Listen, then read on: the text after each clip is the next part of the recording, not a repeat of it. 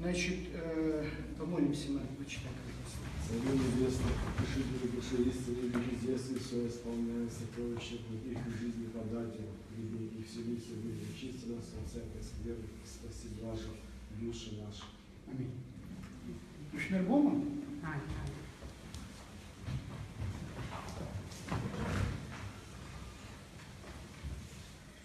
Друзья мои, прежде чем мы перейдем к лекции, как вы все хорошо знаете, ушел из жизни Гиви Смыр, человек, который открывал Новоафонскую пещеру.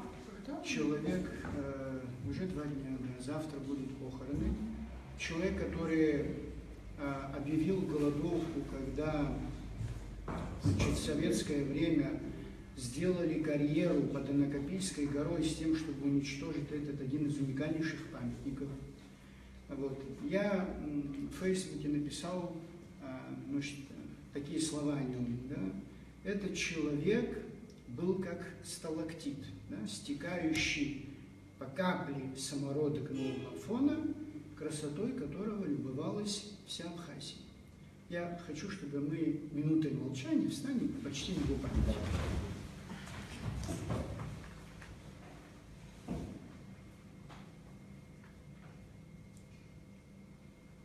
Пожалуйста, садитесь.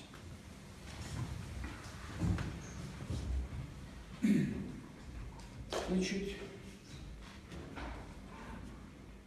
2 недели тому назад я был приглашен на круглый стол, организованной общественной организацией «Женщины в политике». Значит, Ира Агрова меня пригласила, где обсуждалась тема семейных ценностей в современном абхазском обществе.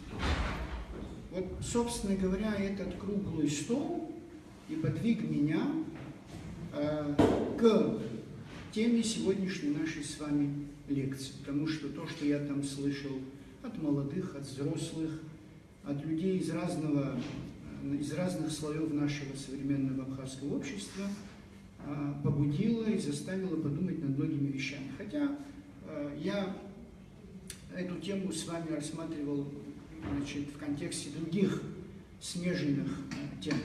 Но прежде чем мы перейдем, значит, Марк, выключи, пожалуйста.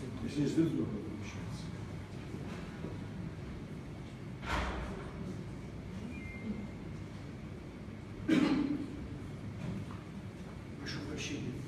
Прежде чем мы перейдем к основной теме, хочу вам рассказать следующее. В этом году исполняется ровно 150 лет, значит, со дня выхода первой переводной книги на абхазский язык. Обычный обыватель, живущий в Абхазии, он полагает, что абхазская письменность и литература появилась со времени Дмитрия Уля, с начала 20 века. Так полагают большинство людей. На самом деле вы должны четко и хорошо значит, иметь представление о том, что в 1866 году Общество восстановления православного христианства на Кавказе, было такое общество, оно функционировало с 1860 года, значит, организовало перевод книги, которая называлась «Обща история язгячна», краткая священная история. Это, собственно говоря, перевод текстов из книги «Доброе чтение православным», вышедшее впервые в Санкт-Петербурге в 1831 году и потом много раз переиздававшееся. Значит, я имею счастье в своей коллекции, которая потом будет представлена в музее нашем, церковно-археологическом, иметь один из этих экземпляров в оригинале, значит, этой книги. Вот вы видите здесь, значит, в предисловии к этой книге, я еще подробно вам это покажу, в предисловии к этой книге сказано, что перевод был сделан природными абхазцами. Значит, кто эти были природные абхазцы? Священник Иоанн Гегия, уроженец села Лыхны, служил в Лыхнском храме, подпоручик Давид Маргани или Маргания, я, насколько знаю, это сын известного дворянина Каца Маан, и прапорщик Георгий Курцикидзе, уроженец села Дзюбжи. Последний был еще редактором абхазского текста. Вся эта работа была проведена, значит, под руководством Ивана Алексеевича Бартоломея. Книга состоит из 242 страниц. Если вы обратите внимание, вот, значит, все тексты, там тексты Нового и Ветхого Завета, то есть, точнее, описание главных событий Ветхого и Нового Завета. Да? Вот абхазский шрифт идет, значит, абхазский текст, простите, и вот русский текст. 242 страницы составляют вот эту книгу. Значит, если кому-то из вас будет интересно знакомиться с этой книгой, конечно, с тем алфавитом, который используется для этой книги, абхазский алфавит, конечно, вы прочитать навряд ли что-то сможете. Но... А какой там алфавит? Латинский? Нет, это был алфавит Услара, то есть Услара, да. Там и латинские слова, и буквы точнее. Но в 2006 году вышел, первый номер журнала АПА, Сухум, литературного журнала в Абхазии. Здесь кандидат филологических наук, вот, доцент кафедры абхазского языка нашего университета Арда Ашуба или Георгий Ашуба, который в том числе и наш с вами прихожанин, он опубликовал с использованием уже, значит, с переложением, точнее, абхазского текста на современную орфографию. Поэтому, если кому-то из вас это интересно, вы можете спокойно прочитать, значит, уже тот текст, который вам доступен.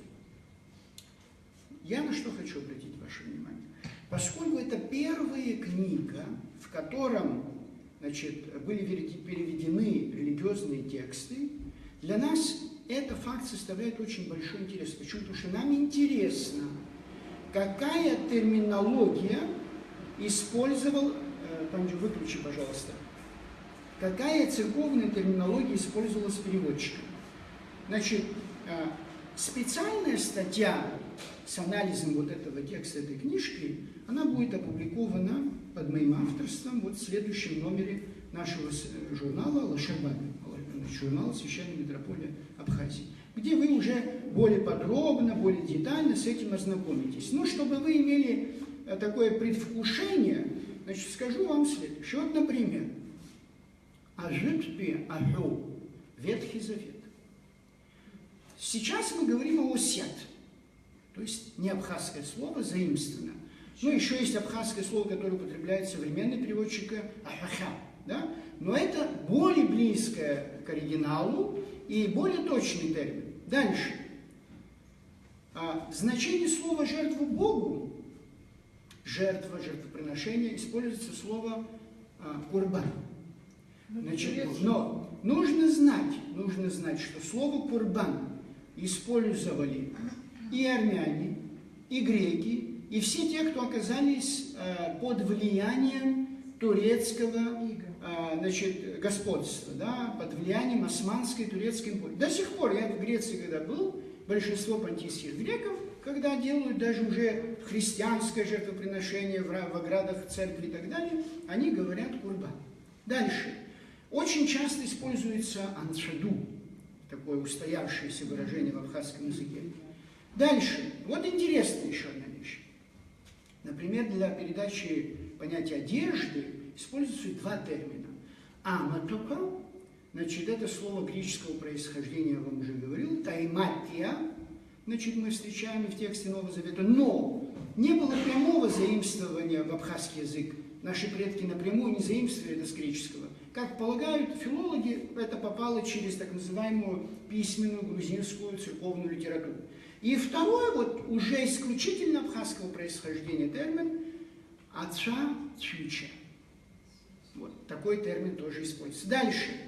Это, да, и говорят. Термин идолопоклонство.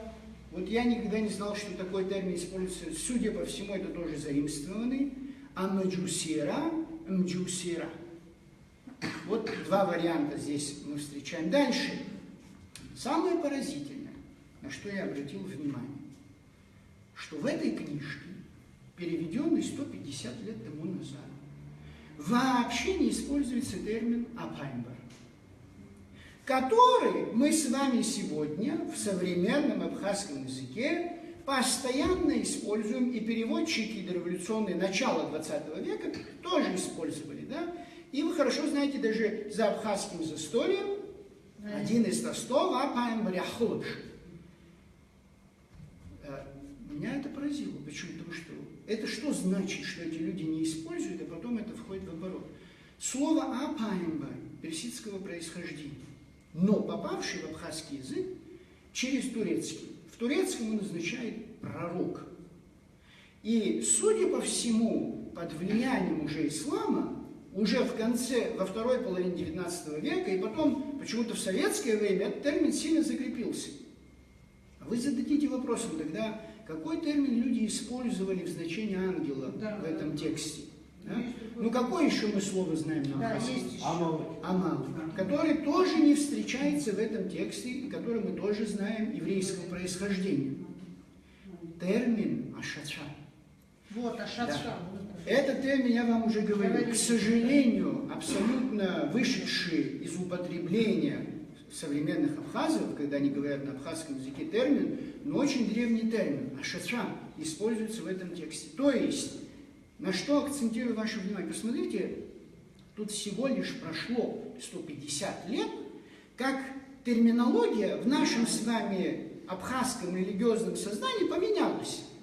А мы с вами рассуждаем, значит, об истории 2000 лет тому назад, 3000 лет тому назад, точнее наши этнографы, исследователи, что мы в древности имели вот это на основании устных текстов. Да?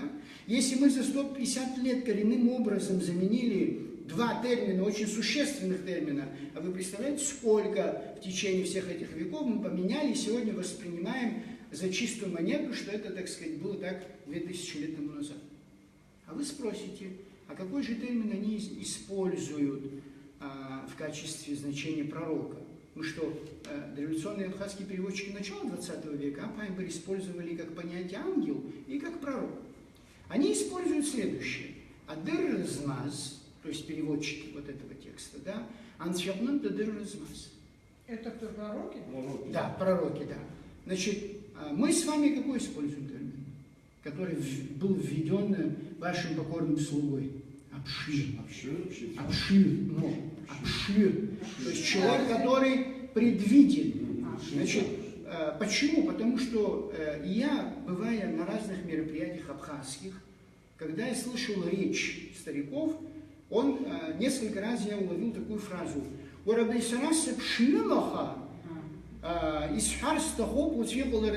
Да? Я воспринимаю это слово как гадать. Мамо. Это уже имеет, каждый термин может использоваться в разных значениях.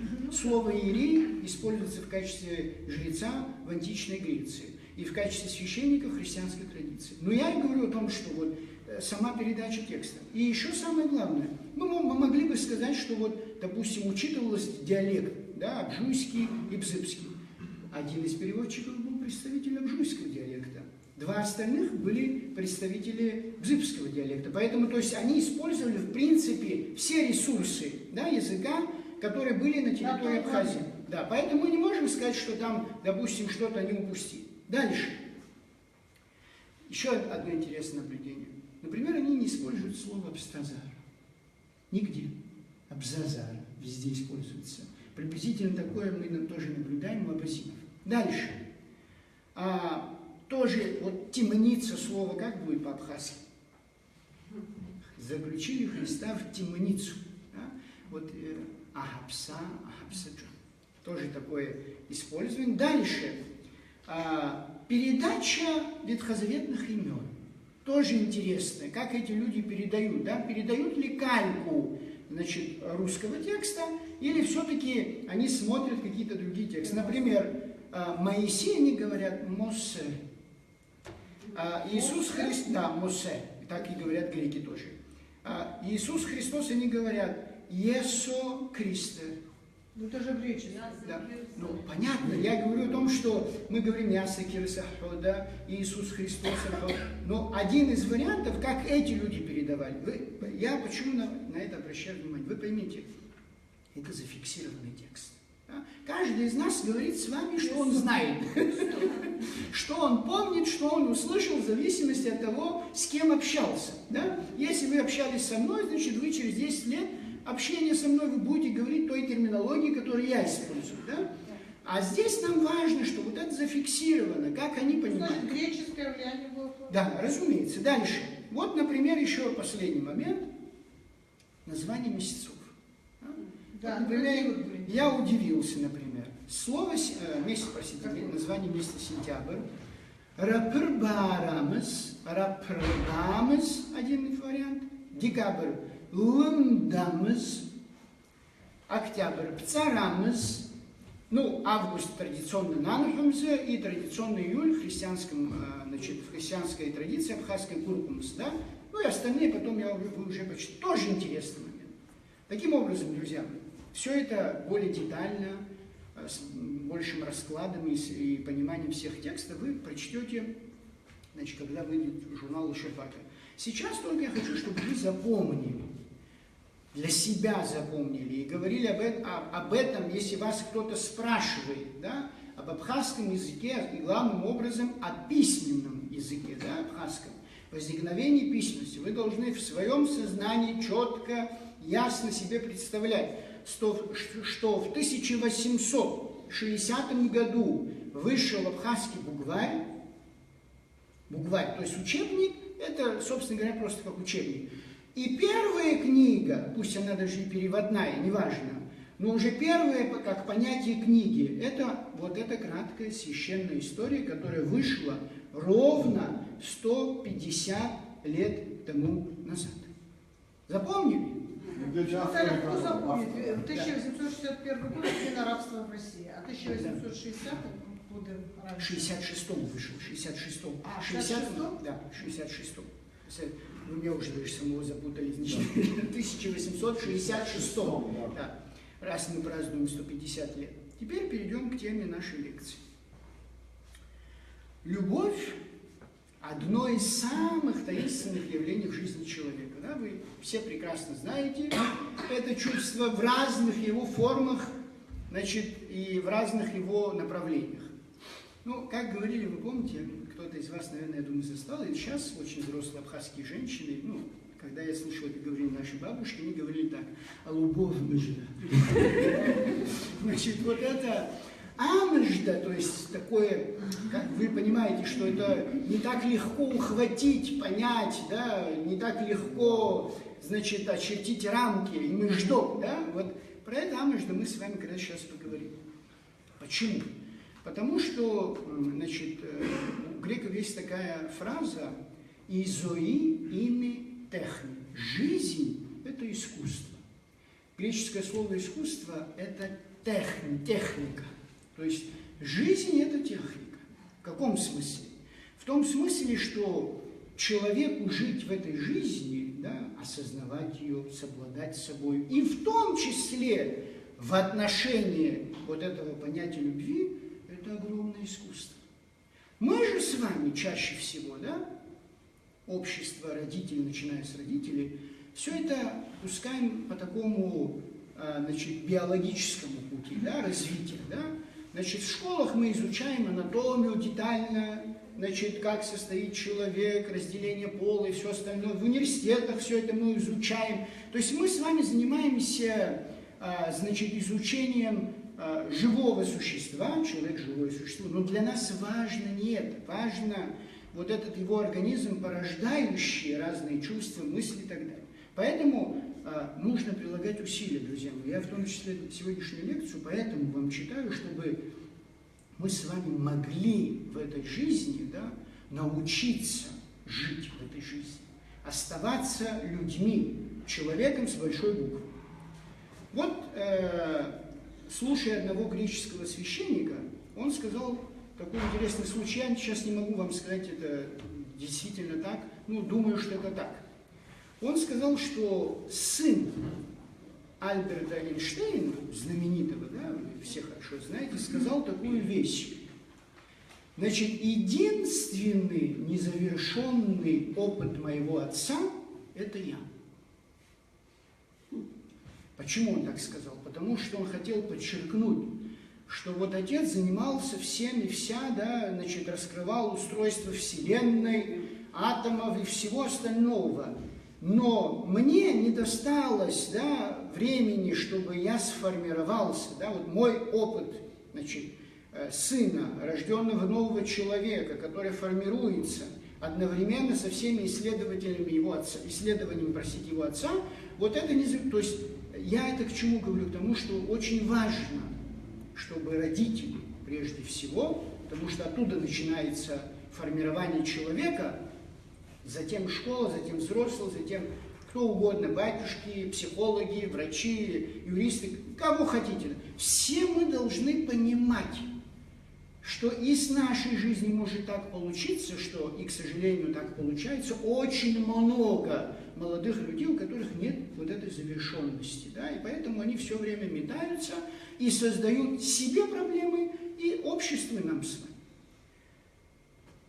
Значит, теперь термин любовь, да, этимология, герменевтика. Ну, вы понимаете, что когда мы говорим о любой теме, всегда нам интересно понять, почему люди назвали так, да?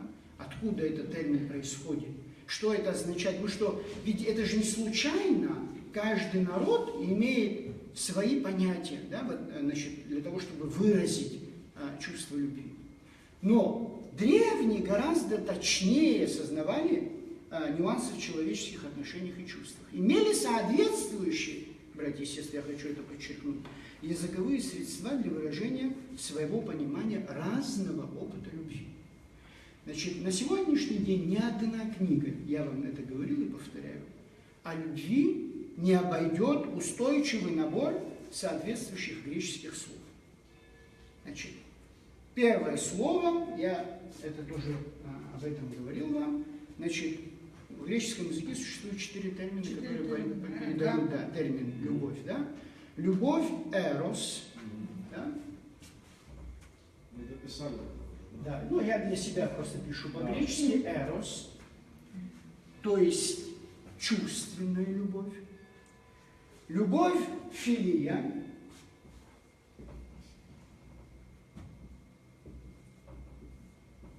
Значит, помните, я вам говорил, что мы очень часто этот термин используем. Философия, филантропия, филология, да? Значит, филология, правда, другой, там логос другой. То есть любовь, дружба, дружелюбие, то есть быть увлеченным, любить что-то. Философия, знаете, то есть означает греческое слово философия, любовь к мудрости, увлеченность мудростью, да? Дальше. Любовь старги.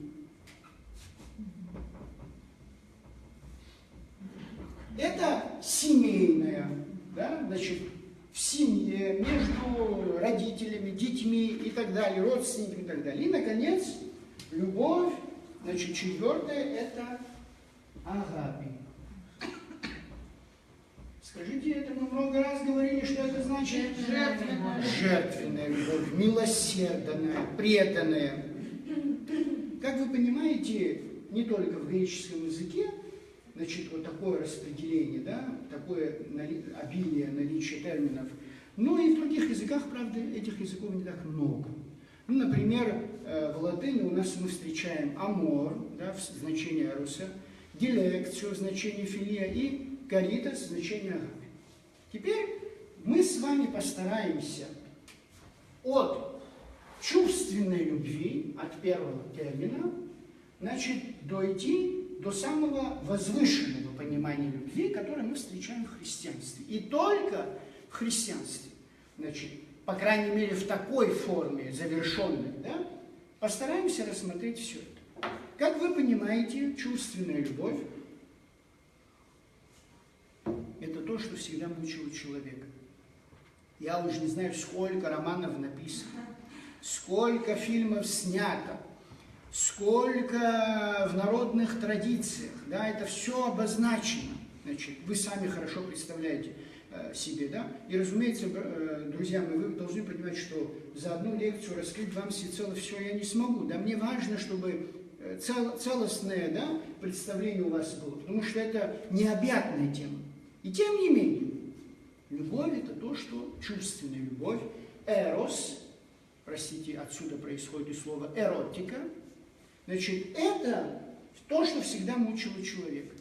Протоиерей Василий Зенковский, у него есть такая замечательная работа, я много раз его цитировал, и следует вам почитать, особенно молодым, и те, кто здесь присутствует, и те, кто нас слушает.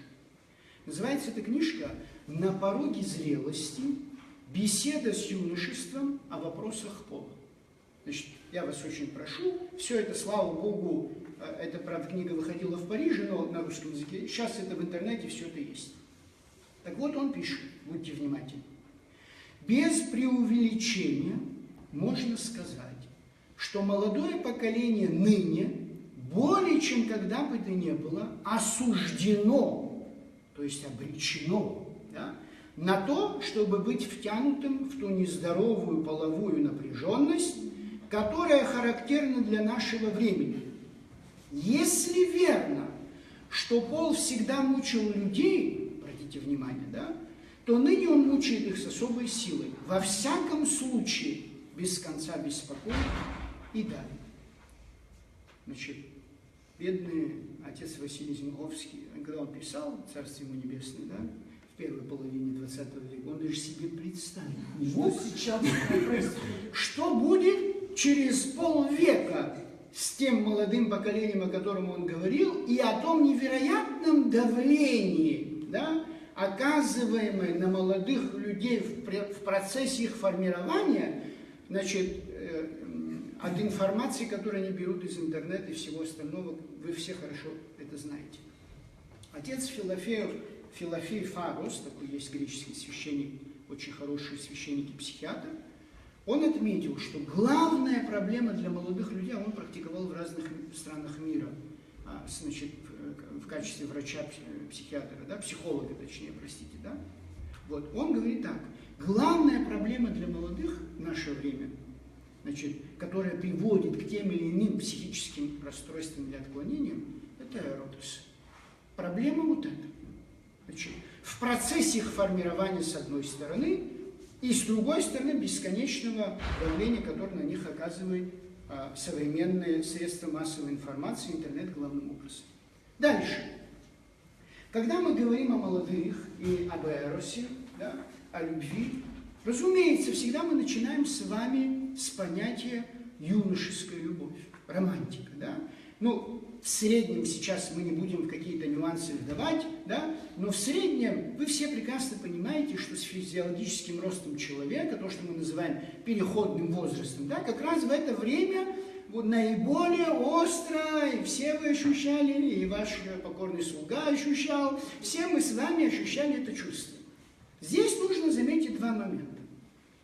Бывает, значит, два видения, вот точнее испытываем два чувства любви, да? Невинная идеалистическая любовь, да? И второе удовлетворение плотской страсти. Вот что касается невинной идеалистической любви, вот я вспоминаю, когда мы учились в Московской духовной академии, один раз, значит, ну, часто мы пили чай вечерами, да, зимними, и вдруг студенты из разных стран Советского Союза тогда, мы стали вспоминать свое детство. И главным образом сосредоточили свое внимание, когда же каждый из нас испытал свое первое чувство любви. Да? И знаете, какой был парадокс? Оказалось, что мы все, кто находился в этот вечер, значит, за чаепитием, в свои мальчишеские годы были безумно влюблены в известную героиню фильма «Гости из будущего» Алису Селезневу. Значит, ее играла, как вы хорошо помните, очаровательная Наталья Гусева. Да? Но один из нас, кто был за этим вечером, он сказал такую вещь. А мне, говорит, нравились, говорит, космические пираты. Но мы долго смеялись, почему? Потому что в этом отношении, да, мы видели какую-то аномалию, да, то есть почему с ним так происходит. Дальше. Когда мы говорим об идеалистической, на самом деле, вот именно вот в этом возрасте, казалось бы, с одной стороны идет гормональное развитие человека, и все это давит на него, да? Но с другой стороны, как никогда в остальных этапах его жизни, в это время у него есть вот эта идеалистическая любовь. Что она значит? Иоанн Златоуст говорил так. Он говорит, как определить, что ты истинно любишь человека? Ну, парень любит девушку или девушка любит парня. Он говорит, ну, из его слов я вам передаю, и с этим я думаю, что вы тоже согласитесь. Он говорит такую вещь. Если человек не испытывает плотской страсти к тому, кого он любит, значит, это подлинная любовь. И я думаю, что многие из вас помнят, по крайней мере, я очень хорошо помню, значит, в своей юности, что такое чувство очень часто бывает. Хотя оно перебивается, такие перебивки туда входят, значит, уже с учетом страсти человека. И вот в этом смысле в христианстве были такие случаи, когда, например, очень известные люди вступали в брак, но не жили, не имели физической близости. Да? Вот, например, был такой Пелагий, епископ Лаодикии, это в древности, в IV веке, о нем пишет Феодорит Кирский. В наше время, ну, ближе к нашему времени, вы все хорошо знаете, святой Иоанн Кронштадтский, вот, когда матушка пошла жаловаться митрополиту Санкт-Петербургскому, что отец Иоанн не выполняет своих супружеских обязанностей. Вот. Но все-таки вы понимаете, что это очень большое исключение, это редчайший случай, но они, тем не менее, нам показывают вот эту идеалистическую позицию. Да? Дальше. Для вот этого же возраста, пока мы говорим с вами эрос, хотя я должен заметить, друзья мои, что когда мы говорим о чувственной любви, да, мы очень часто встречаем и вот этот термин, и вот этот термин, и вот этот термин. Например, греки говорят «серотефтика» – «я влюбился в тебя», «сеагапао» – «я люблю тебя», «сефило» – «я целую тебя». Имеет значение чувственное, да? Поэтому не всегда вы думаете, что только эрос и только вот, то есть каждая любовь имеет разные грани, разные отношения. Дальше. Вот в это время, в молодом возрасте, в переходном возрасте, есть такое понятие влюбчивости. Вы знаете, да? Я зачитаю вам, значит, принес с собой книжку Фазиля Искандера. Вот. Рассказ его называется «Морской скорпион». Значит, там он рассказывает о студенте Сергии, который из Сухума учится в Москве. Значит, послушайте, пожалуйста, чтобы вы поняли. Поравнявшись с центральным телеграфом, Сергей решил войти туда. Хотя и не звонить, не получать письма до востребования, не послать их никому он не собирался. Дождавшись зеленого света, он стал переходить улицу.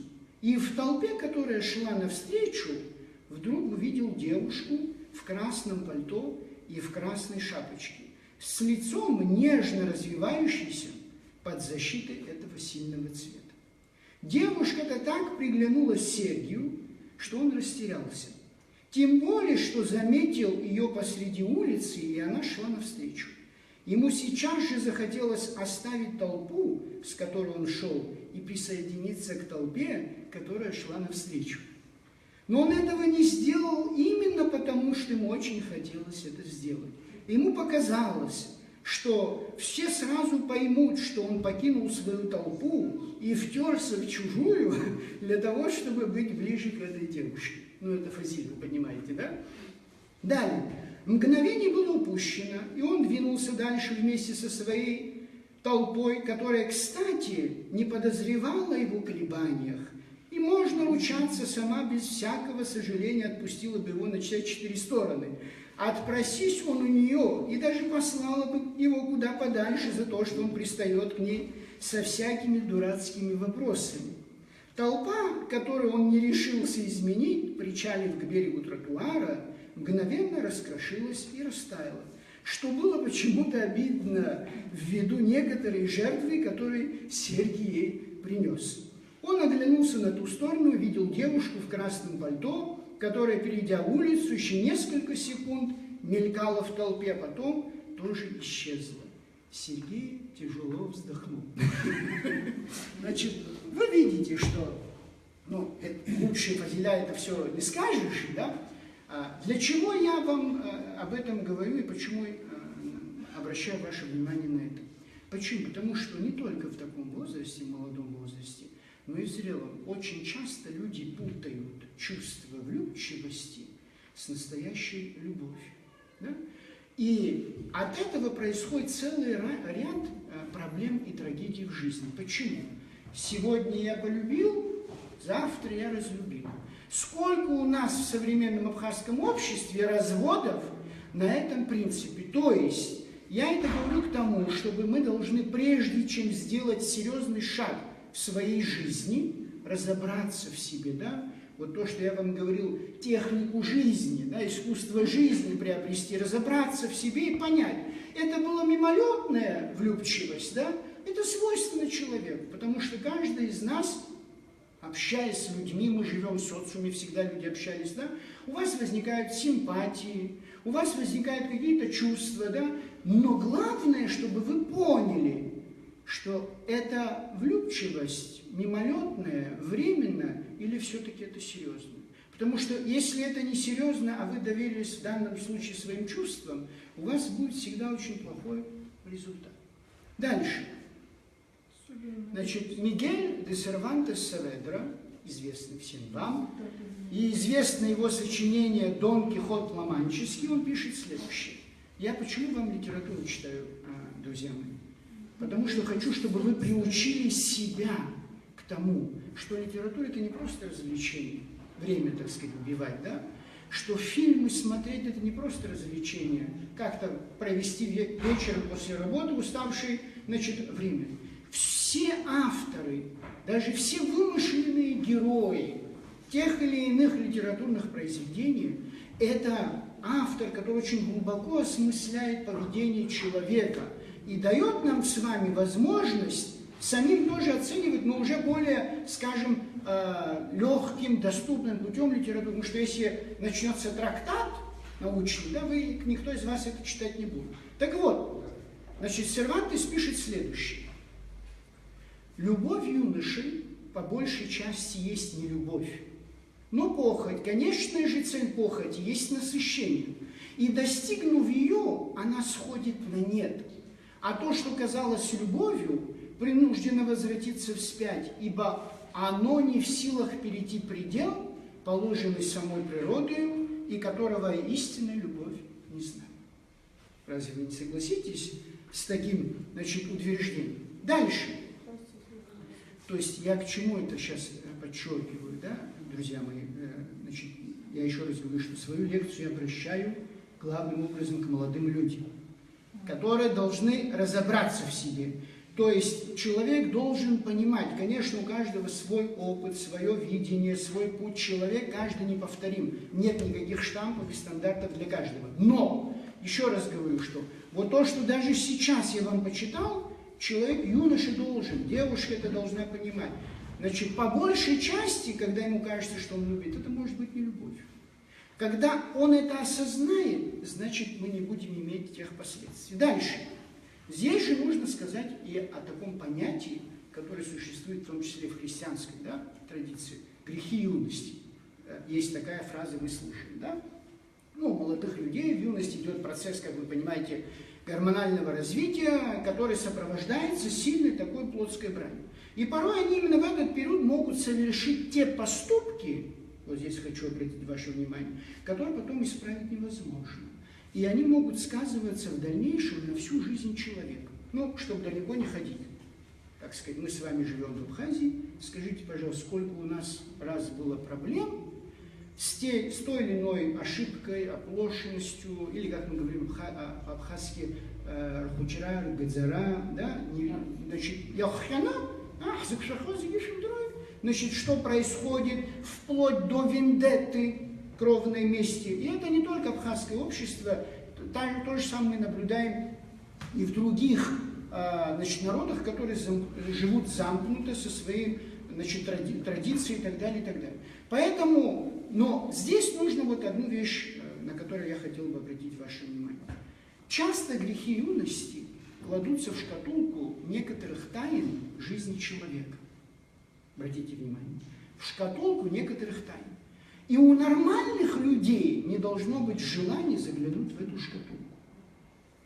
Поскольку грехи юности совершаются по неразумению молодых людей.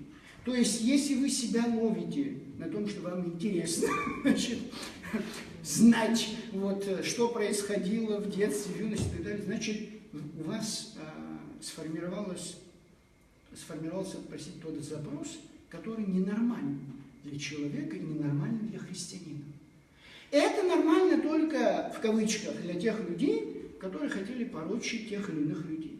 В частности, святой Иоанн Златоуст, когда его хотели сослать, отправить в ссылку и так далее, осудить на соборе, что люди сделали? Они первым долгом отправили посольство в Антиохию, разузнать, были ли грехи юности у святого Иоанна Златоуста.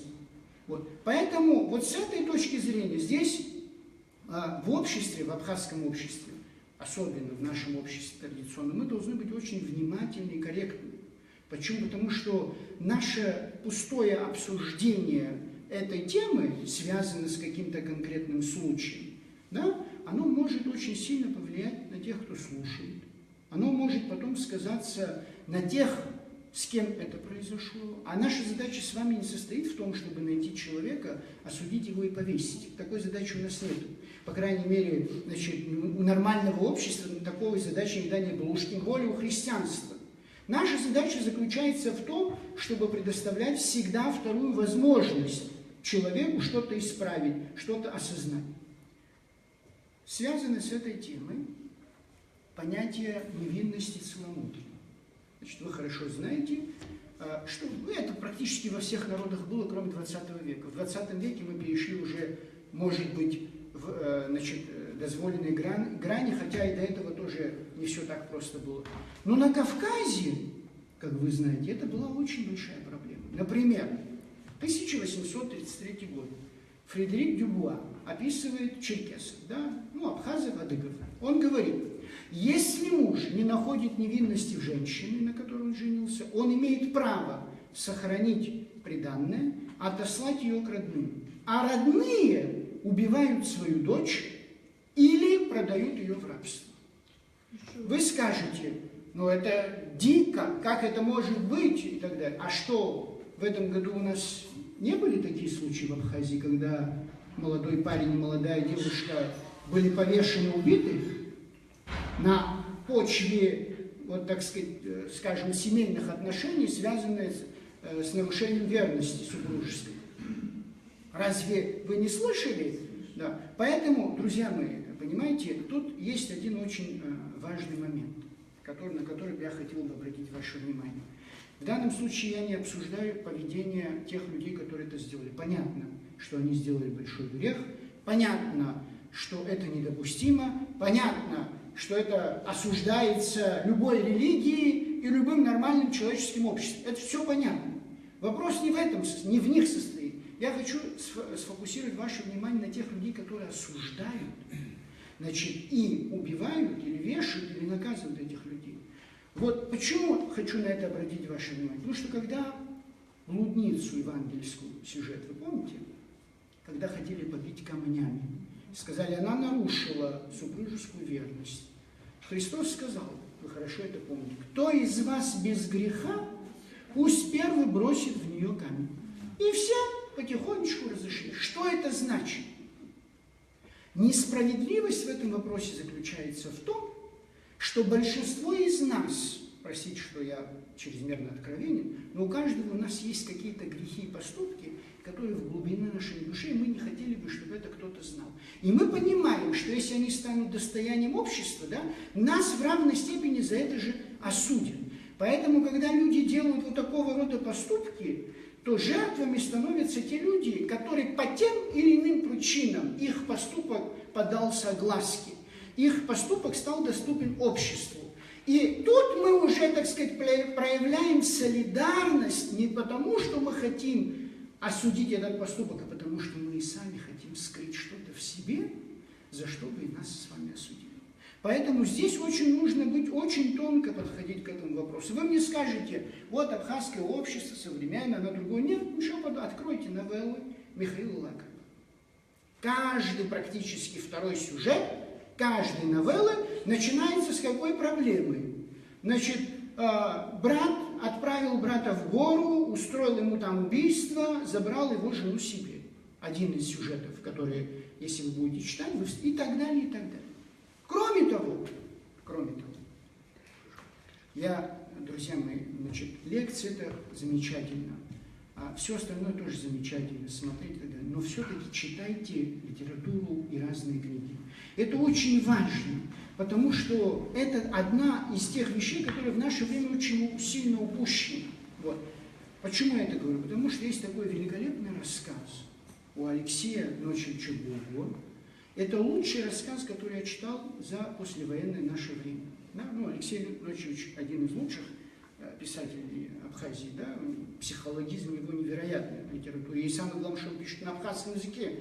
Самое интересное во всем этом, потому что мы-то с вами только 15% этого языка, на котором он пишет, используем. Да? Бытовой. Здрасте, до свидания, на этом все закончим. Так вот, не поленитесь, это книжка Листона, называется этот рассказ «Амацус Агян». Прочтите. Почему? Потому что вы увидите, и вот я это, значит, посыл делаю главным образом к тем людям, у которых в голове всегда крутится желание кого-то наказать. Да? Не себя, а кого-то наказать. Значит, там идет такой момент. Молодой парень, у которого отец воевал во время последней войны, 92-93 годов, погиб его отец. Значит, во время войны, он остается один, лишился своей матери, мать тоже рано умирает, и он воспитывается сам, видит вот ту социальную несправедливость, которую мы все видели послевоенное время, и этот парень формируется таким образом, что то, что бы мы назвали бы нигилизм, да, циничный нигилизм. И что он делает? Он соблазняет жену своего дяди, то есть отца брата, а его дядя, он старался все ему обеспечить, да, понимая, что его отец погиб, что он лишился родителей, он делал все возможное и так далее. Это одна сторона. Вторая сторона, сама эта невестка, значит, ее терзание, амацфисагям, это не случайная фраза, да, и в конечном итоге она себя убивает. Вы прочтите этот рассказ, и потом вы несколько часов будете очень много думать. Алексей Ночевич же не африканский же писатель, правильно же, не латиноамериканский же писатель, да, не русский же писатель. Алексей Ночевич наш с вами абхазский писатель. То есть он выражает и раскрывает все то, что связано с нашей проблемой. Поэтому не просто сегодня отец Дорофей тут рассказывает, как казалось бы многим, что ну это у нас может вообще не быть. Вы почитаете всю литературу абхазскую, и у вас очень четко сформируется понимание правдивости этой темы. Дальше. И вот здесь очень важна беседа, значит, родителей с детьми.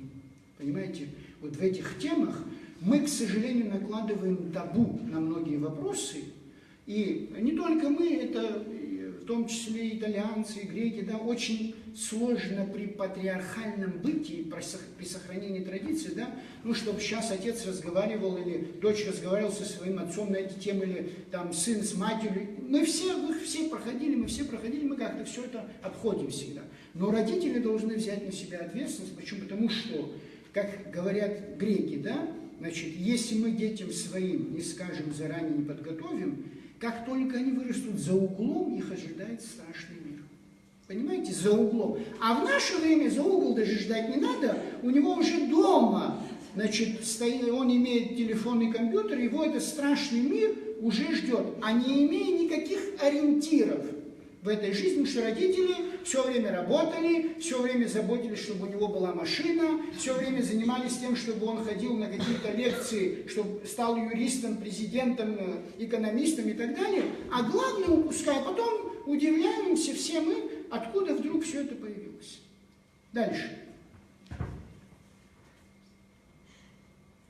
Значит, вот я бы хотел бы вам еще зачитать один интересный сюжет, значит, из великолепного сочинения, известного, значит, сочинения Алексея Николаевича Толстого «Анна Каренина». Да? Значит, мать Кити Щербацкой, да, видела, что сверстницы ее дочери составляли какие-то общества, отправлялись на какие-то курсы, свободно обращались с мужчинами, ездили одни по улицам, многие не приседали, и главное, были все твердо уверены, что выбрать себе мужа есть их дело, а не родители. Разве не так? Вы тоже думаете? Дальше слушайте. Нынче уж так не выдают замуж, как прежде, думали и говорили все эти молодые девушки, и все даже старые пожилые люди. Но как же нынче выдают замуж? Княгиня ни от кого не могла узнать. Французский обычай родителям решать судьбу детей был не принят, осуждался. Английский обычай совершенной свободы девушки был тоже не принят и невозможен в русском обществе. Русский обычай сватовства считалось чем-то безобразным, над ним смеялись все и сама княгиня. Но как надо выходить и выдавать замуж, никто не знал. Все, с кем княгине случалось толковать об этом, говорили ей одно: помилуйте, в наше время уже пора оставить эту старину, ведь молодым людям в брак вступать, а не родителям. Разве мы тоже так не говорим? Стало быть, и надо оставить молодых людей устраивать, как они знают. Но хорошо было говорить так тем, у кого не было дочерей.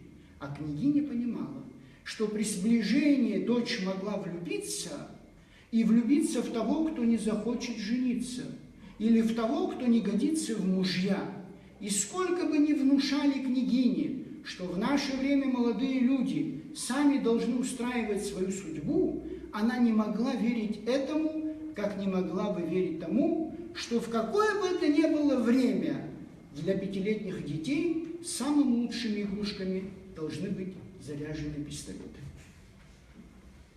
Не согласитесь с этим посылом, да? Ну, понятно, друзья, вы понимаете, что крайности не должно быть, потому что часто тоже родители ломают судьбу своих детей, да?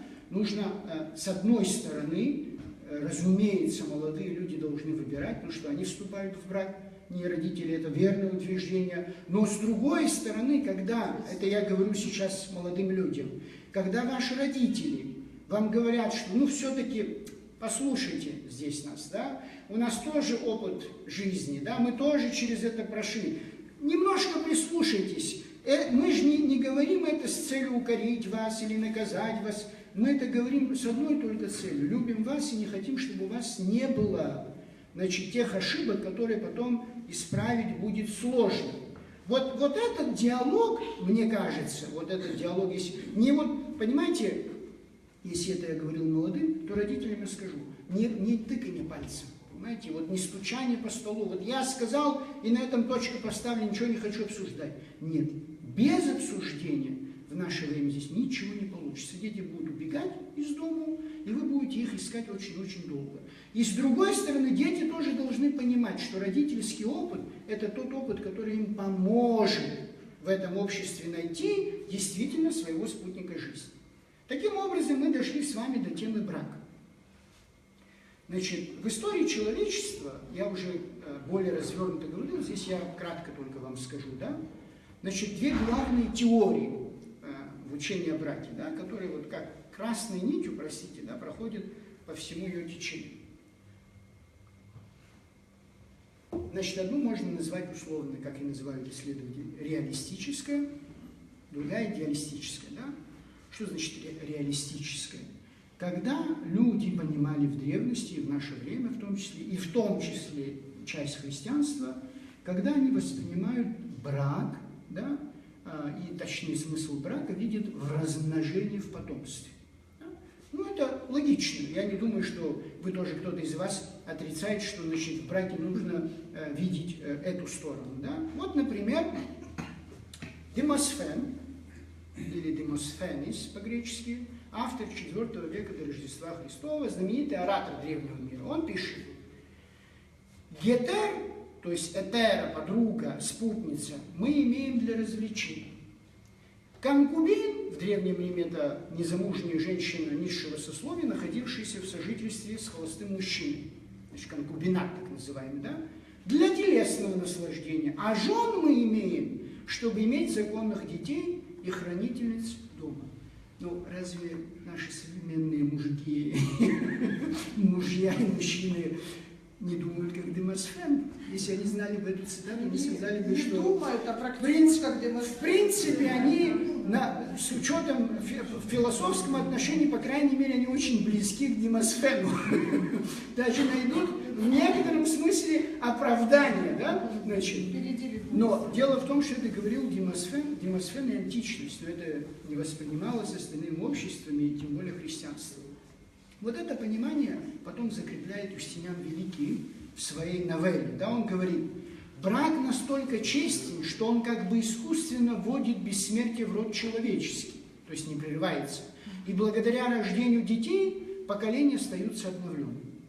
Значит, таким образом, да, если цель брака, с одной стороны, вот исходя из идеалистической, да, точнее, простите, натуралистической гипотезы, да, если цель брака дети, а дети нужны для защиты Отечества и продолжения служения, культа религиозного, то брак является уже не делом свободным, а религиозной и гражданской обязанностью, нарушение которой карается законом.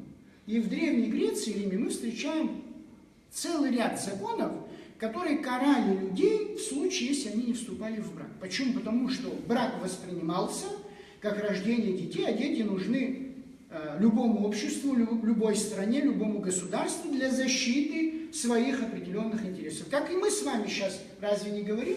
Главная проблема Абхазии – демографическая проблема. Да, вот из-за того, что у нас мало, у нас масса других проблем. С другой стороны, если цель брака – дети, то где нет надежды иметь детей, там нет и брака. И потому бесплодие жены было одним, а иногда единственным поводом для развода. А скажите, с точки зрения христианства, единственный повод для развода какой? Измена. Никогда христианство не ставило, значит, в качестве условия отсутствие детей. Значит, вот эта позиция натуралистического подхода, да, который я вам изложил, она потом фиксируется в учении блаженного Августина и Фомы Аквината, таких столпов католической церкви. И католическая церковь в своих законодательных сборниках запишет следующее. Главная цель брака состоит в рождении и в особенности воспитании детей. Теперь это одна, да, позиция, значит, теория. Вторая – идеалистическое понимание брака. Вот тут уже совершенно противоположное. Да? Значит, когда брак воспринимается как стремление к совершенству. К полноте бытия мы находим уже и в первых страницах Библии. Герман вам истолковывал все это, да? Когда Адам стремится получить себе восполнение. Да? Восполнение. Потом только речь идет о детях. Дальше. Эта позиция не была только христианской. Например, Аристофан, древнегреческий комедиограф, говорит, он долго рассуждает, потом делает вывод. Поэтому всякий ищет свою половину, которая ему соответствует.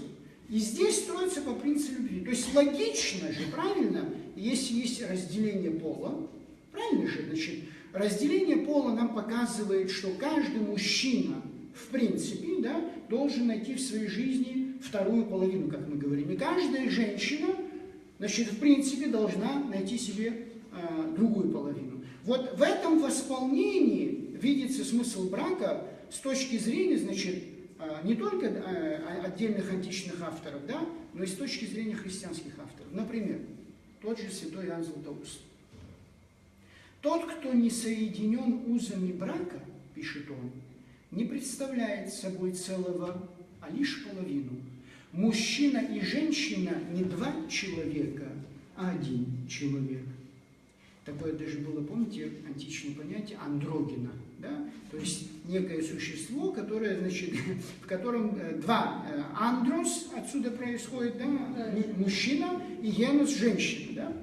Дальше тот же Златоуст пишет: свойство любви таково, что любящий и любимый составляет не двух разделенных, одного какого-то человека. Значит, эта идеалистическая позиция, друзья мои, она находит место и в классической немецкой философии XIX века. Да?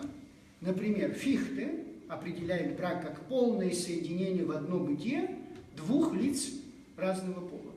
Или Гегель, значит, говорит о субстанциональном, вот я хочу обратить ваше внимание, о субстанциональном, то есть существенном, не просто теоретически мы с вами полагаем, ну вот брак – это соединение двух половин, ну как-то теоретически с вами представляем, да, что вот это такой идеализм, который мы себе представляем. Нет, субстанциональное, существенное.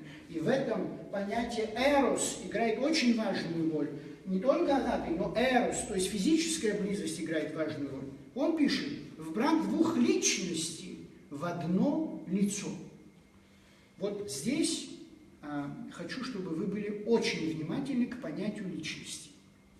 Потому что на этом строится отношение к людям, независимо от пола. И именно на этом пожглись очень многие в истории человечества, когда изучали эту тему. Почему? Потом, я сейчас не говорю, не выступаю в качестве поддержки феминизма, да? Значит, когда вы очень часто слышите, что вот права женщинам, значит, они должны быть равны, да, равные, и все остальное, да, когда вы слышите, да, это, к сожалению, часто мы слышали, большинство женщин, да, в современном мире именно воспринимают так, да, они воспринимают из позиции прав, не из позиции субстанционального понимания человеческой природы, устройства человека. Ну вот самая такая была, значит, вы хорошо знаете, Эмилин Пианхерст, известная суфражистка, то есть суфражизм означает такое движение за предоставление прав голосования женщинам в Англии, когда они были лишены. Вот она, такие знаменитые слова, это везде всегда цитируется, надеюсь, если даже вы не слышали, сейчас вы услышите. Она пишет: «Мы заставили британское правительство признать, что оно должно выбрать одно из двух. Либо убить женщин, либо дать им право голоса». Значит, вот. И исходя из этого вот двух представлений, значит, и самое главное личностное, я еще раз говорю, равенство мужчины и женщины заключается в том, что и она, и он неповторимые личности, созданные Богом. Каждый человек на этой земле создан его личность. Природа он наследует от родителей, да? Качество, душевные переживания, особенности, внешний облик – это все наследие природы, да? Но вот личность, а личность – это несводимость, да, значит, к природе. Это очень сложное понятие греческой ипостаси, да? Или персона. Значит, вот Герман вам говорил, чтобы вы могли отличать маску от личности, да?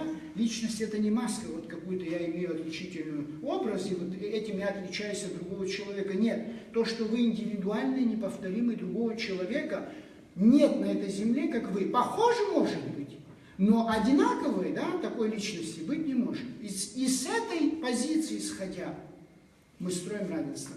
Мы не подходим, как говорили, знаете, Ницше в одном, значит, сочинении писал, да, он говорил, что, ислам считает женщину орудием рождения воинов, да, либо, говорит, другие народности считали либо орудием рождения воинов, либо орудием развлечений воинов.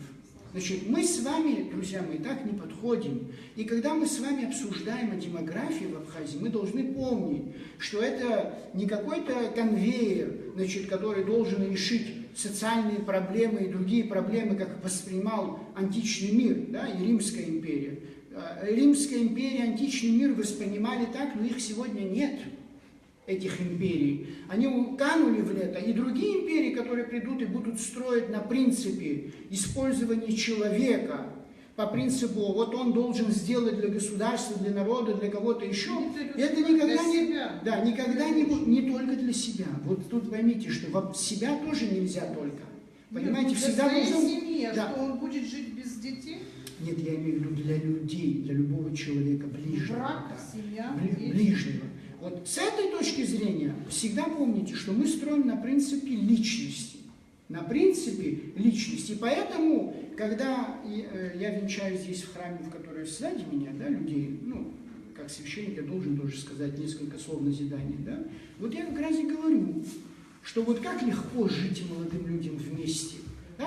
Свадьба, это идиллия, все замечательно, чудесно, прекрасно, красиво, но потом начинается обычная реальная жизнь. Вот я говорю, вы, каждый из вас личность. Так? Значит, если вы две личности составляете одну личность с точки зрения христианства, в единую плоть, да?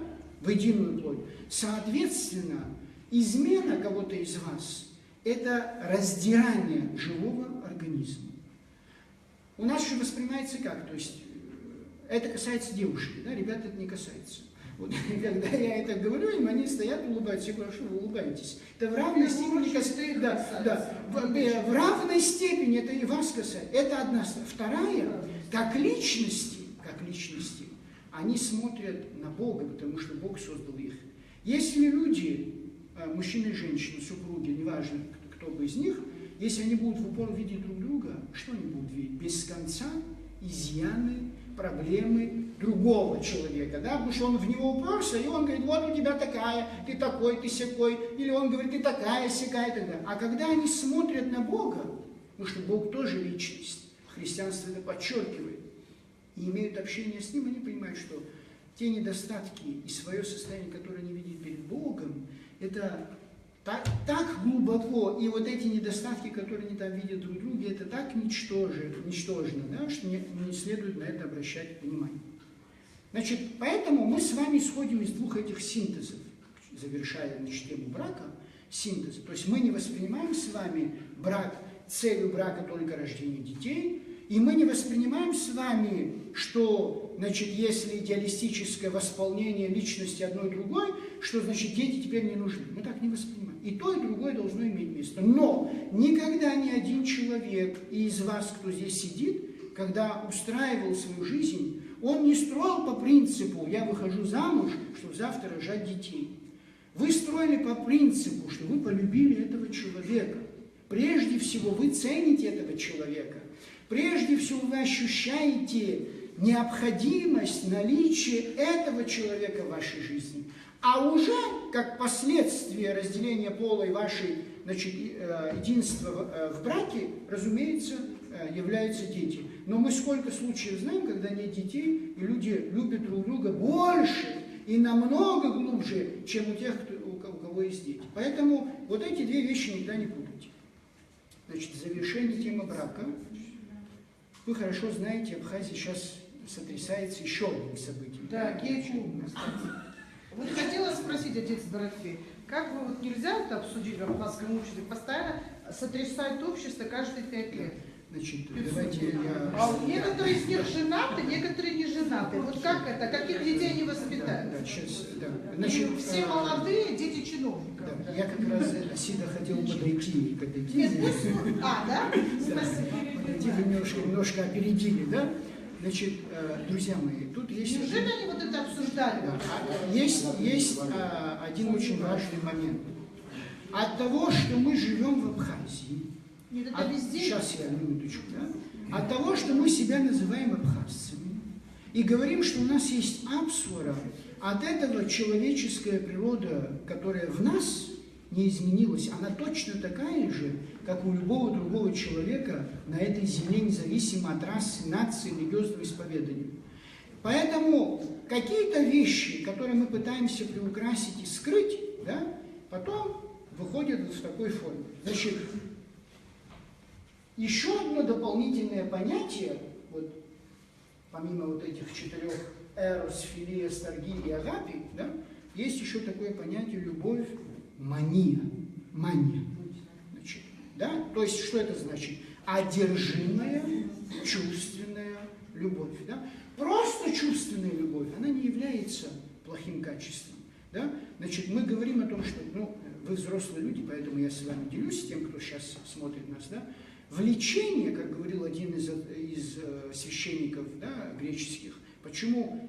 Ведь проблема в половых отношениях, проблема влечения. Да? Вот если бы не было вот этого влечения между, да, все было бы по-другому. Но он говорил, что влечение возникло в природе человека после грехопадения. Если бы не было этого влечения, человек вообще отказался бы рожать детей. Понимаете? Вот. С этой точки зрения, вот осознание своего прихода на эту землю, оно, извращение идет все дальше и дальше и дальше. Я здесь хочу сказать следующую тему. Сейчас, значит, не вдаваясь в какие-то детали этой темы, потому что эта тема, как всякому человеку, мне тоже противна, да? Но тем не менее, нужно здесь понимать следующие вещи. Дело в том, что мы очень часто задаем вопросом, что естественно, что противоестественно. Да? Очень часто возникает. И в нашей жизни, к сожалению, да, то, что противоестественно, становится почему-то естественным. И получает законную поддержку от государств, от парламентов. И хотя это может быть в меньшинстве, но тем не менее. Понимаете, друзья, ну разве я сидел с греками-студентами, значит, на одних занятиях, и из иностранцев был только я один, а остальные были все греки. И вдруг, значит, там, где мы сидели в аудитории, и слышим крики, шум какой-то доносится, а там проходит центральная улица Игнатия Солонин. И, значит, преподавательница говорит, сейчас там идет парад геев, да, вот они там, и она говорит, такую фразу бросает, говорит, вот мы, греки, еще вот как-то вот зациклены в своей в старине, в традициях, вот мы никак не можем это воспринять и так далее. Вот это слушает, а люди, чтобы вы понимали, которые со мной сидели, греки, они выходцы из греческих сел, то есть периферии, да? То есть у них другое воспитание в этом отношении. Я говорю, а почему вы так говорите? Я говорю, а почему вы считаете, что если человек из периферии, и у него ценностная шкала, значит, правильная, да, если у него, простите, ориентиры правильные, что он как-то вот, так сказать, отстал от современного. Почему так? И потом самое главное, все те, кто кричат больше всех о равенстве, о правах всякого рода меньшинств, больше всех все кричат. Когда это касается их детей, они готовы все сделать, чтобы это минуло мимо них. Но в общей атмосфере рассуждать о том, что мы живем в современном мире, мы все это умеем. Так вот, что естественно, что противоестественно. Да?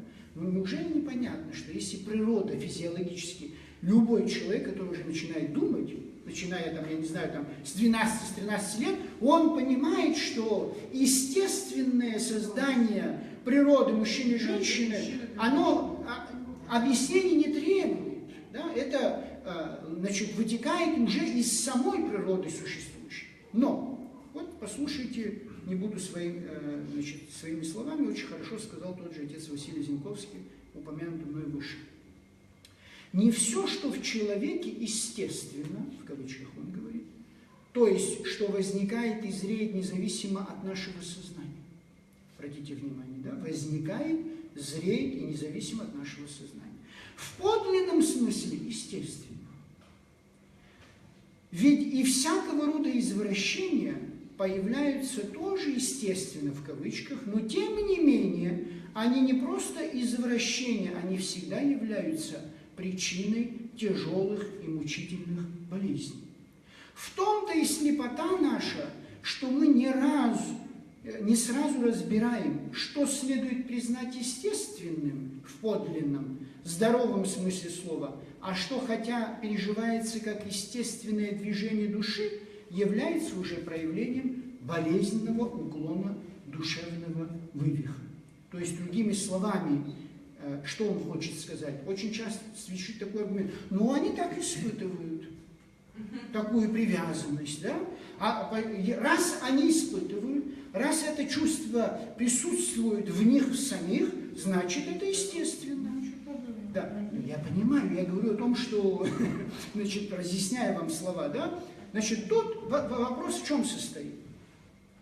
Вопрос еще состоит в том, что надо четко разбираться, друзья мои. Мы с вами всякий раз, говоря об этих вещах, неважно, там, значит, о этой форме, о той форме, о любой форме отношений человека, мы всегда с вами очень сильно осуждаем грех, испытываем презрение к греху. Если мы испытываем презрение к греху, значит, мы, по крайней мере, как люди, идем по правильному пути. Понимаете, так, если вы, простите, вот такой пример, откровенный вам приведу, если вы увидели что-то порнографическое, и у вас чувство возникло внутри какой-то такой неприязнь, это показатель того, что вы пока на правильном пути. А если вы потащились за этим, да, то есть вы не чувствуете, что нет какого-то противодействия, что вы не ощущаете какую-то гадкость в душе, значит, это показатель того, что с духовной жизнью что-то не то происходит. Это я сейчас элементарно так привожу, вы понимаете, там нюансы. Значит, дальше. Вот с этой точки зрения мы осуждаем грех, мы презираем грех, но мы никогда ненавидим человека, с которым это совершилось. То есть не путайте, понимаете? Ненавидеть человека, тем более, как там делали грузинские батюшки во время там парада, ходить с тумбочками, бить по голове в лице будущей священника, это непозволительно. Наша задача заключается в том с вами, потому что эта проблема была всегда и остается и будет, заключается в том, чтобы помочь человеку осознать ему, что это неестественно, что это болезнь, которую нужно преодолеть. А вот это сделать намного сложнее. Почему? Потому что вы же понимаете, помимо того, что в современном обществе это пропагандируется с целью заработать деньги, да, вот если ты хочешь стать певцом, значит, актером, актрисой, вот ты должен вести какой-то образ жизни, который тебя отделяет от всех, и это показатель твоей современности. Ложный посыл, да? Не только это, ведь мы же с вами знаем и аномалиях природы. Да? Аномалиях природы. То есть иногда люди рождаются с теми или иными наклонностями. Сейчас мы не вдаемся, почему это произошло, кто виноват, родители, бабушки, дедушки. Это целая тема. Но в этих случаях мы же не можем, если вы хорошо все знаете, что я сегодня тоже говорил вам за чашечкой кофе там, да? В каждом классе, я помню, в каждом курсе были люди, вот были ребята, которые целый день с девчонками только были. Целый день с девчонками игрались, да? Это же тоже не просто он так захотел. Аномалия природы по причине греха человека. И самое страшное, знаете что? В том, что чем больше аномалий в этих жизнях, да, вот противоестественно, тем больше рождаются детей с такими наклонностями. То есть ответственность, оказывается, лежит и на нас с вами. Не думайте, что если вы под наркотиком, под психотропными веществами, под алкоголем, значит, будучи женатым человеком, если у вас зачался ребенок, поверьте мне, потом будут очень серьезные проблемы. Стало быть, папа и мама должны понимать, что рождение ребенка – это великая тайна человеческой жизни. И что ответственность должна быть не только после того, как он рождается, а до того, как они примут решение иметь ребенка. Разве это у нас есть? У нас же сплошной, совершенно другой вариант. И вот приведу еще, к чему я сказал, вот к первому случаю, когда это популяризируется в качестве такого эталона, значит, что вот он, это такие сливки на сообщество современное в кавычках, да? Вот Ален Делон, человек всем известный, всеми любимый, уж мы не можем сказать, что он был монахом и аскетом. Значит, вы знаете, что все женщины с первого фильма всегда с ума сходили за него, да? Так вот он пишет. Он дал интервью для Le Figaro, французской газеты, после того, как французский парламент принял известный закон о меньшинствах. Он пишет, и в том, чтобы они могли брать детей.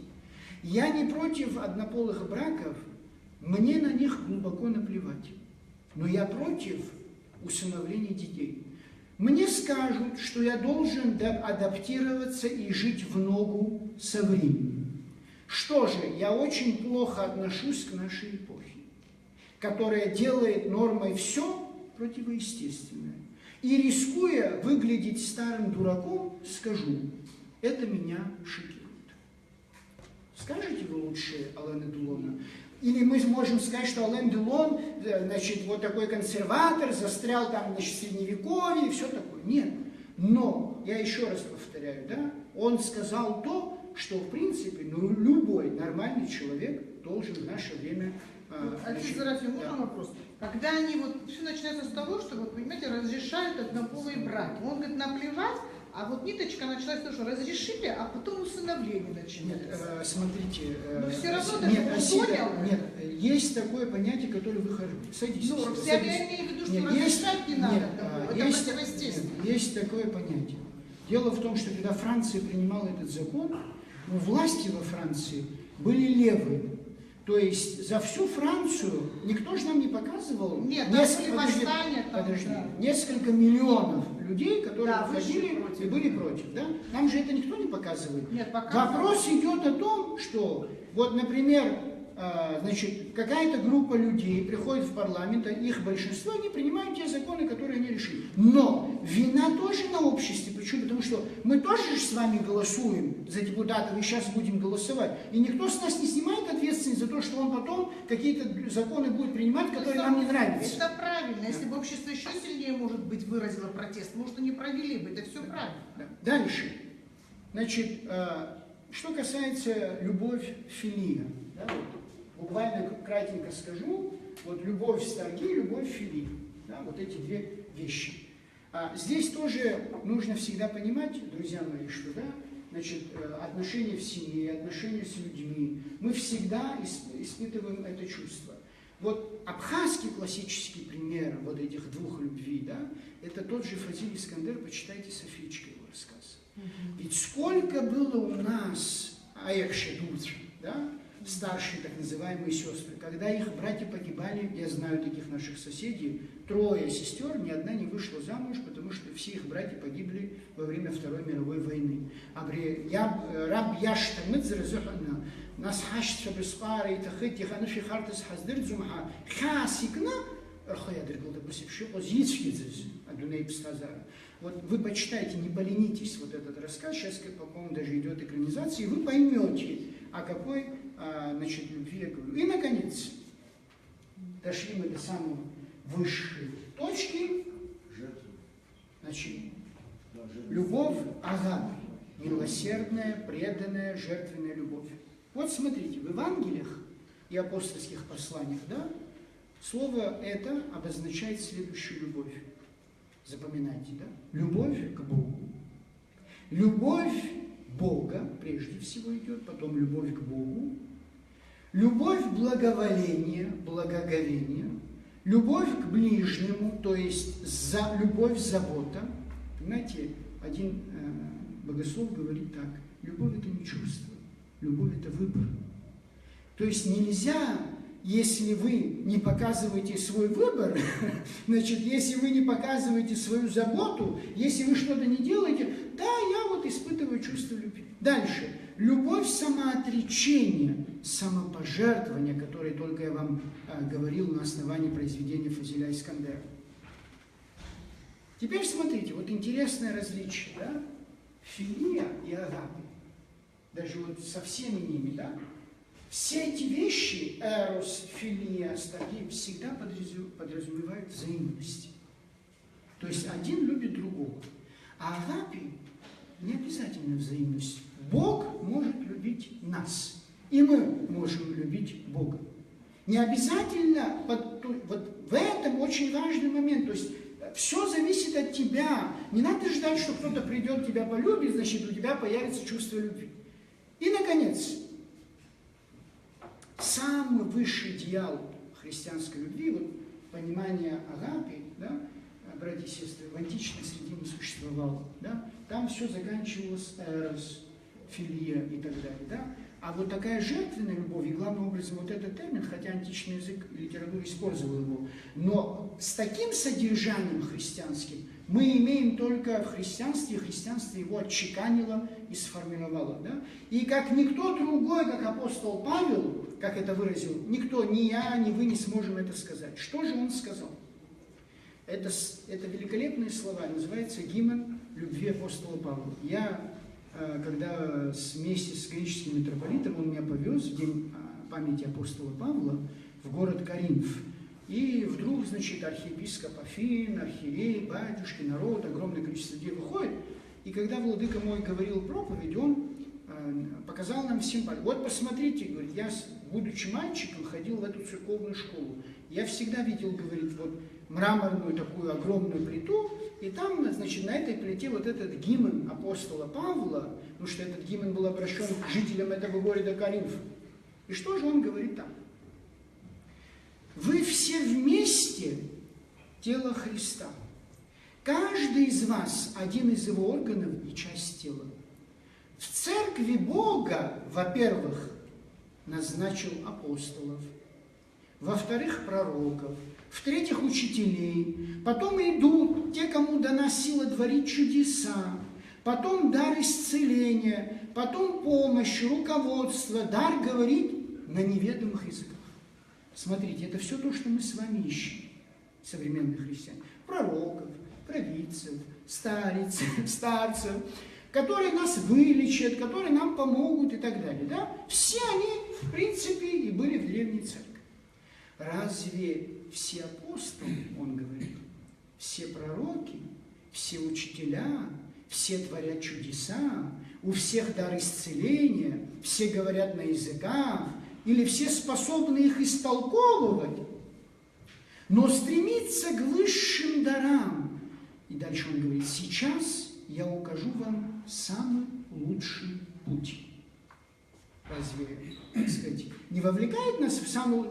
Мы не хотим знать самый лучший путь в христианство. Оказывается, не быть апостолом, не быть пророком, не быть провидцем, не быть старым. Это не самый лучший путь. Что он говорит? Если я владею языками людей и даже ангелов, но любви, агапи у меня нет, я только медь и звон или тавр грохот. Если у меня есть дар пророчества, или мне доступны всякие тайны и всякое знание, или у меня такая вера, что я могу горы передвигать, а любви нет, я ничто. А мы как с вами поступили? Мы увидим человека, да, творящий чудеса, пророчествующий, но при этом человек может, так сказать, грубить, хамить нам и унижать, и никакого чувства любви. Мы же кланяемся ему. Дальше. Если я раздам бедным все, чем владею, и даже тело свое отдам на сожжение, а любви у меня нет, ничто мне не поможет. Оказывается, мы можем из кармана вытащить сотни и сотни, значит, рублей, и тысячи рублей, и дать человеку, но если это мы делаем без любви, а так, чтобы это где-то зачлось нам для будущей жизни, значит, ну ничего. Любовь терпелива, любовь добра, независтлива, не хвастлива, любовь не превозносится, не гордится, не бесчинствует, любовь не себелюбива, не обидчива, не держит зла, любовь не радуется злу, она радуется правде, она все извиняет, всему верит, на все надеется, все переносит. А мы что? Обратное, да? То есть, ну, сядем, так сказать, каждый из вас подумает, терпелив я, добро хочу, завистлив, хвастлив, не превозношусь, горжусь, бесчинствую, обидчив, держу на всех зла. Ну и при этом мы именуемся как? Христиане. То есть последователи апостола Павла. Дальше. Любовь никогда не пройдет. Вот очень важные слова. Дар пророчества исчезнет. Дар языков прекратится. Знания станут ненужными. Вот, друзья мои, в жизнь вечную нам никакие с вами Евангелия, книги, все, что я вам сегодня читал, не нужно будет. Ничего вам не пригодится. Это все нужно для того, чтобы вы выработали в себе вот это христианское чувство любви к Богу и к ближнему. Дальше. Ведь наше знание частично, и пророчество частично. А когда придет совершенство, все частично исчезнет. Когда я был ребенком, думал как ребенок, рассуждал как ребенок, стал взрослым, и все детское отошло. Теперь мы видим только смутное отражение в зеркале, а тогда будем видеть лицом к лицу. Теперь мое знание частично, а тогда я буду знать так же полно, как знает меня Бог. А вот три вещи, которые будут всегда. Это вера, надежда, любовь. Но из них больше всех любовь. Вы учите наизусть. Гимн, я просто понимаю, что время у нас ушло, поэтому не стал вам зачитывать на греческом. Это же рифм там идет великолепный, да, когда апостол Павел. И я вам как-то приводил очень многие греческие исполнители, в том числе какие-то эстрадные и так далее, да, ну, такого классического направления. они тоже исполняют этот гимн апостола Павла, да? Значит, произносят его, потому что, вы знаете, можно ли лучше этого сказать? Ничего лучше в этом не скажешь. Другое дело, что мы это услышали. Ах, как чудесно отец Серафим нам сегодня изложил тему любви. Вышли из придвора этого храма, и у нас начинается... Значит, если мы как-то на нашей лекции попытались из чувственной подняться вот высоко, выходя из этого, мы начинаем постепенно, значит, спускаться сюда. Но, по крайней мере, понимать, что так происходит с нами, и иметь желание хоть один шаг сделать, хоть на одну ступень подняться, это то самое главное, что от нас требуется. Главное, чтобы мы не сдавались, не поднимали своих рук. Благодарю вас за внимание. Если у вас будут вопросы, да.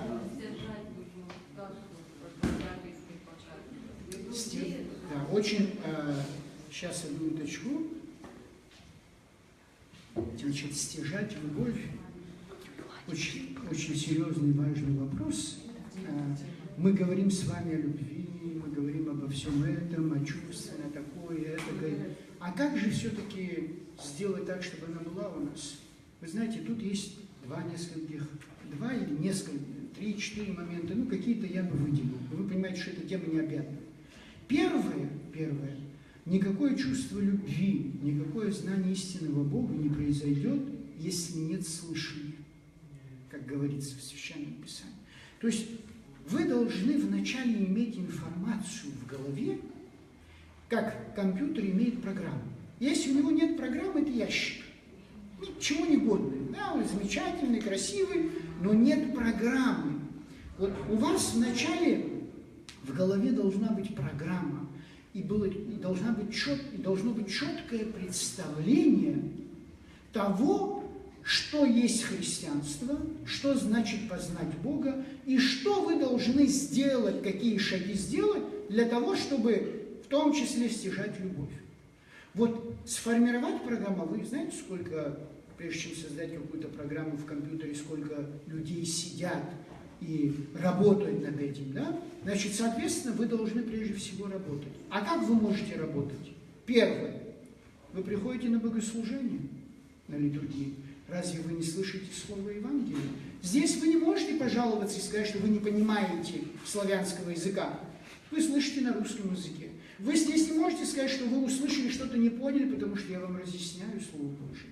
Я вам не патриотические воззвания делаю и не мировые проблемы обсуждаю на Амвоне, а говорю о Слове Божьем. Да?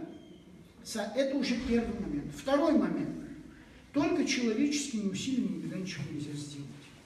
Вы можете, и каждый из вас ощущает, как он чуть-чуть изменился, когда он выходит из литургии. Да?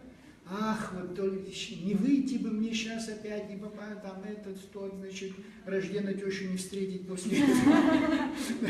Значит, еще какую-нибудь бабульку, которая сейчас все мне испортит. То есть, другими словами, вот настрой к тому, что есть идеал христианства, да, который подкрепляется все время Священным Писанием и творением отцов церкви. Почитайте о любви Антония Сурожского. Я когда почитал эту книжку, я почитал в электричке, мне надо было поехать в Москву, в библиотеку, я после литургии ее читал в электричке, после литургии причастия.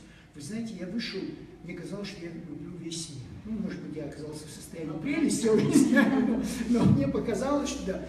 То есть вот все время должны быть идеалы. Если перед вами будут идеалы разврата, извращения, вы не заметите, как от человека становитесь животным. Очень быстро пойдете по ним. И там запрос на, извините, на извращение и разврат не остановится никогда. То же самое и здесь, когда вы обратный процесс делаете, вот, и здесь нужно что еще, помимо слышания? Это причастие. И потому что с чего начал апостол Павел эти слова? Гимн с чего начал? Вы только что вот слышали. Мы все тело Христово. Каждый из нас часть тела Христова. А являемся мы телом Христовым. Когда я крестил здесь в Новом Афоне за все мое священство, будучи священником здесь, 12 тысяч людей, а где они? Это тело Христово. Они приняли крещение, ушли, и все. Мы пришли, нет, я сейчас не о добрых делах говорю, я говорю о субстанции. Нет. Почему, знаешь? Потому что мы сказали с вами субстанциональное единство.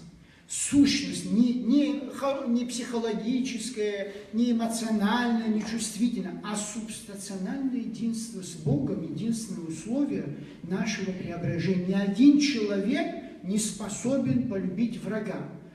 Не способен, испытайте себя. Но Христос нам говорит: возлюбите врагов своих. Это невозможно, как нам кажется, сделать, но это возможно, если вы преобразите, как вы сегодня слышали, свою человеческую природу.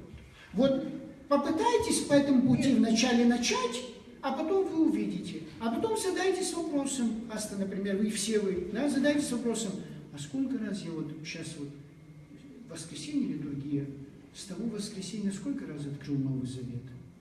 Послание апостола Павла. Газеты читал, новости читал, про все происшествия, в том числе, которые мы обсуждали, мы все детально все это знаем. Да? Где что сделал, кто умер. А спросим мы себя: а я вот этот гимн хоть раз его перечитал? А может быть, апостол Павел что-то еще интересное пишет? Давайте почитаем. Хорошо? Не к добавлению к этому и ту литературу, которую я вам указал. Не прочтете произведение Алексея Гогуа и, значит, Фазиля Искандера, который я вам сказал, грозит вам отлучением от церкви. Сейчас я передам Алексею Гогуа, как любят его и читают. Одна из 10 заповедей, возлюби врага своего. В основе этой заповеди что лежит? Все прощения? Значит, самое главное. Я только что говорил, что в основе всякой заповеди, в основе всякого действия человека в конечном итоге должно лежать только чувство любви. Есть такой пример, вы хорошо знаете, отцы говорят: каждый из нас, христиан, может быть на стадии наемника, раба, то есть я боюсь господина и делаю это. Да? Я боюсь в данном случае Бога и делаю что-то. Это та ступень, которая низшая для христианства. Вторая – наемника, то есть я делаю что-то, знаю, что я получу вознаграду. Да? Я знаю, что я буду поститься, молиться, давать милостыню, и Господь мне потом воздаст это, значит, в виде рая и блаженной жизни. И третье, значит, сыновство, да? То есть я делаю, потому что я сын Божий. Понимаете? Сын, отношения с детей и родителей строятся на принципе любви, не на принципе, значит, взаимной выгоды или рабского отношения. Так, аномалии везде бывают, но в целом, я говорю, да, нормальный человек, нормальные родители, нормальные дети, они строят на принципе любви. А любовь, она, знаете как, она движет всеми нами, да, мы не можем ее, знаете, тут, сейчас я ее поймаю, значит, и, значит, заключу в себе, нет. Но дело в том, что мы ее же можем погасить это чувство любви, да, к ближнему, к Богу. Мы можем своими грехами затмить ее, да, и она никак не будет проявляться. Мы видим людей, которые становятся зверями. Мы видим людей, которые насилуют детей. Мы видим людей, которые убивают детей. Мы видим людей, которые поступают невероятно для человеческого сознания поступком. Почему? Потому что вот это отношение нет. Понимаете? При этом эти же люди могут приходить каяться. Формально. То есть, и с меня снят грех. А то, что его не терзает совесть, что он не говорит о том, что как я могу, если я люблю Бога, поступать с ним так, со своим ближним. Вы говорите о 10 заповедях, этих заканчиваю. Христос нам не говорит о 10 заповедях. Христос, вы говорите о Ветхом Завете, Христос говорит только о 2 заповедях. Возлюби Господа Бога твоего всем сердцем твоим, всем разумением твоим, всем желанием твоим, и возлюби ближнего своего, как самого себя. Спасибо.